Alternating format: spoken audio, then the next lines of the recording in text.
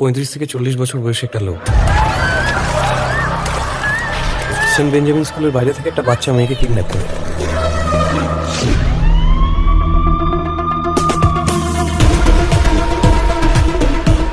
বাবুর heavy demand, basically ওই একটু ধার কাটা মাল। মান তার কাটটা একটু না বেরোলে মাথার খুন করে দেবো।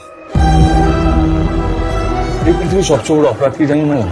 গরিব হয়ে জন্মানো। তোমরা আমাদের কথা ভাবো কোনদিন? আমরা ভূতের মতন তোমাদের চারপাশে ঘুরে বেড়াই, একটা মুখও মনে থাকে। এবার থাকবে।